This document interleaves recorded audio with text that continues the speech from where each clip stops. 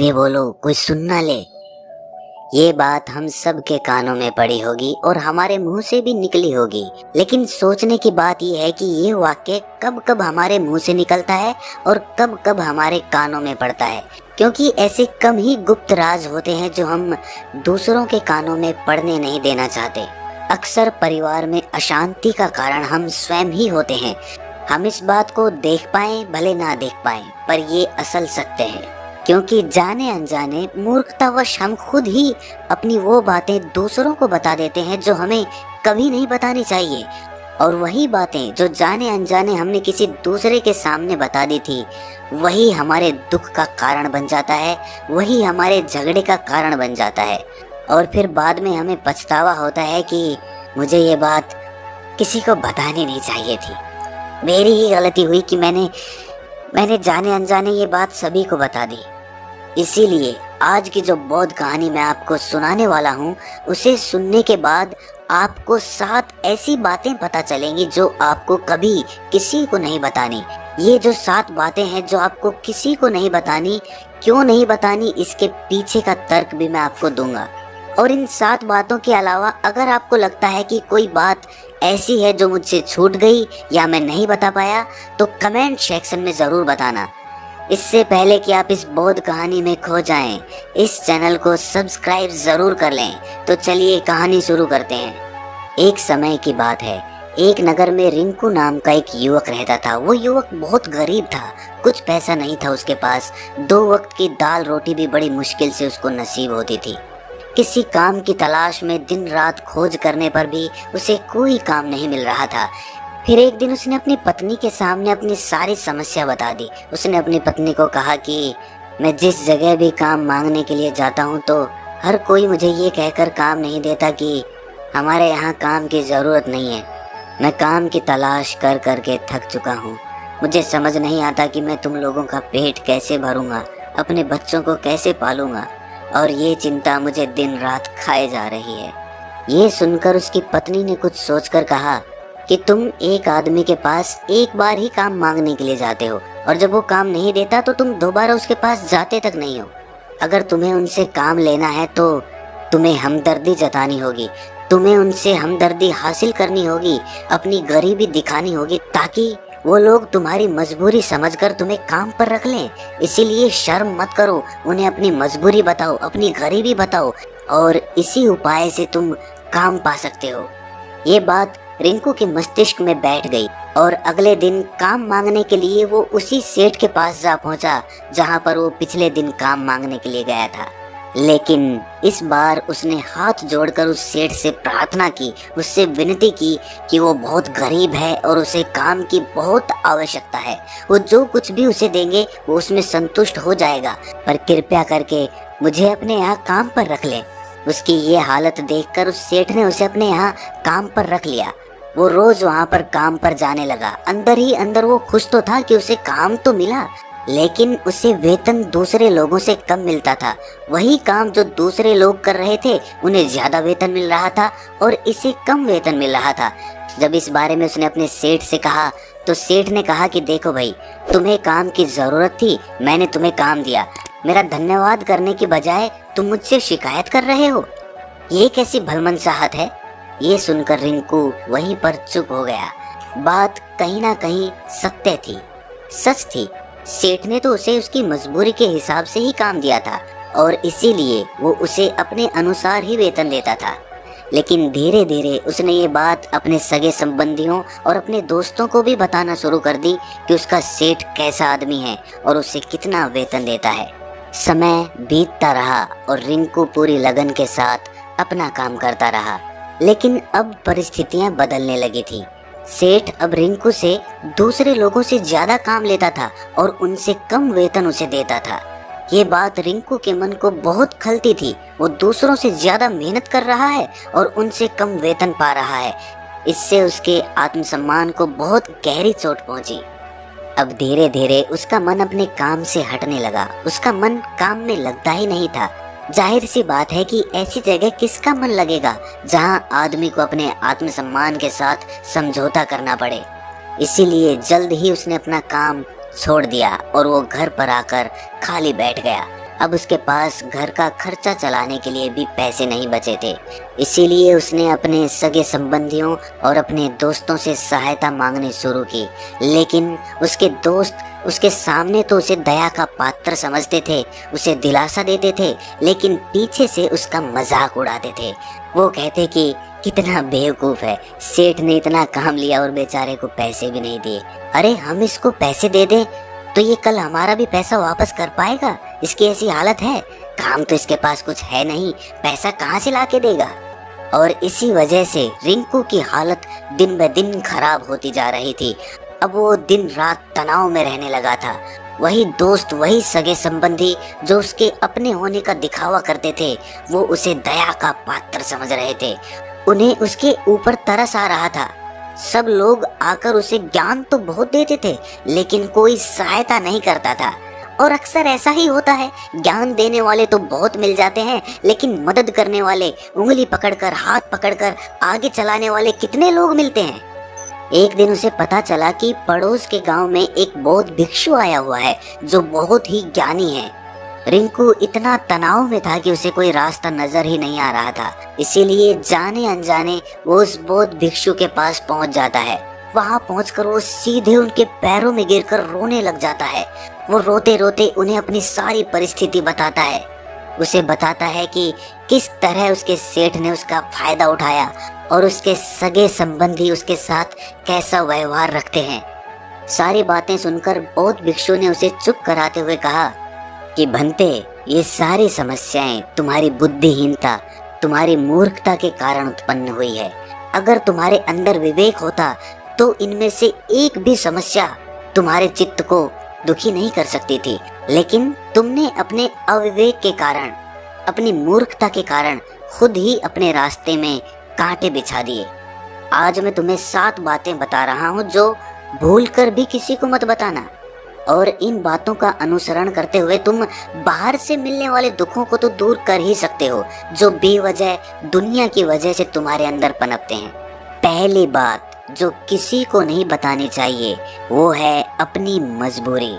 अपनी मजबूरी का दिखावा करके, दूसरों का दया पात्र बनके उनकी सहायता लेने की गलती कभी मत करना। हो सकता है कि आज वो तुम्हारी मजबूरी देखकर तुम्हारी सहायता करते, लेकिन कल वो तुम्हारा फायदा उठाने से भी नहीं चूकेगा, और अगर फायदा भी नहीं उठाया तो दूसरों के सामने तुम्हारा मजाक बनाने में वो आदमी कभी नहीं चूकेगा। इसीलिए कभी भी अपनी मजबूरी का दिखावा मत करो। अगर घर में 2 रोटी है, सूखी रोटी है, तो वही खाकर सो जाओ, लेकिन दूसरों को इसके बारे में भनक तक नहीं लगनी चाहिए। जरा आप खुद सोचो, मजबूरी बताने का क्या प्रयोजन होता है एक इंसान का। या तो वो दूसरों से सहानुभूति हासिल करना चाहता है या उनसे कोई आर्थिक मदद चाहता है।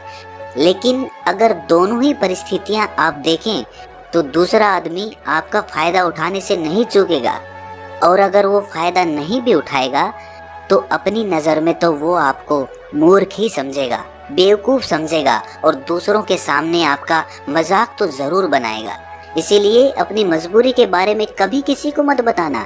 दूसरी बात जो किसी को भी नहीं बतानी चाहिए वो है अपनी अतीत की गलतियां और भविष्य की रणनीतियां।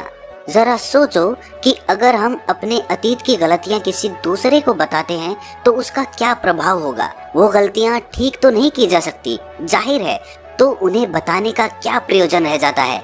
आप अपने अंधेरे पक्ष को खुद दुनिया के सामने बता रहे हो, खुद अपनी गलतियां दूसरों के सामने बता रहे हो। इससे उस आदमी की नजर में आपका एक चरित्र गठित हो जाएगा और वो भविष्य में हमेशा आपको उसी नजरिए से देखेगा। इसीलिए किसी भी आदमी की नजर में अपना चरित्र गठित मत होने दो। और जरा सोचो कि आप व्यर्थ में ही अपने भविष्य की रणनीतियां दूसरों के सामने बता रहे हो। जो लोग आपके काम का हिस्सा ही नहीं हैं, उनके सामने अपनी भविष्य की रणनीतियां, अपनी डींगे हाँकने का क्या फायदा। वो लोग आपकी सहायता तो नहीं करेंगे, लेकिन आपकी भविष्य की रणनीतियों में बाधा जरूर बन सकते हैं। आप खुद अपने विवेक का इस्तेमाल करिए और सोचिए कि आपके साथ भी ऐसा हुआ है कि आपने अपनी भविष्य की रणनीति किसी को बताई हो और वो कामयाब ही ना हुई हो। जरूर हुआ होगा, जरा गौर से सोचिए।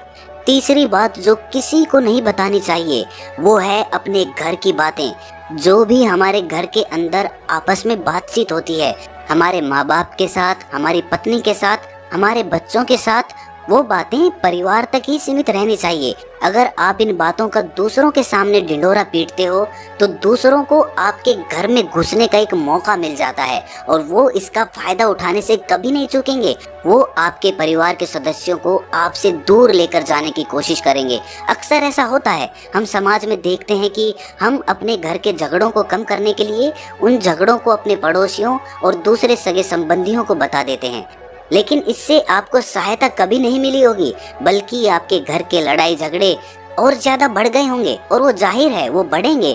अगर आप अपने माँ बाप की बात दूसरों को बताएंगे तो आपके माँ बाप को बुरा लगेगा ही कि हमारा बेटा हमसे बताए बगैर दूसरों को ये बातें बता रहा है। इसीलिए अपने घर की बातें और अपने घर के लड़ाई झगड़े किसी के सामने मत बताना। अगली बात जो मैं आपको बताने जा रहा हूँ, जो किसी को नहीं बतानी चाहिए, वो सुनने पर बहुत अजीब लग सकती है, लेकिन उसका सत्य भी मैं आपको एक तर्क के माध्यम से दूंगा। मैं कहता हूँ कि अपनी आमदनी किसी को मत बताना। अब अपनी आमदनी ना बताने के पीछे क्या प्रयोजन हो सकता है?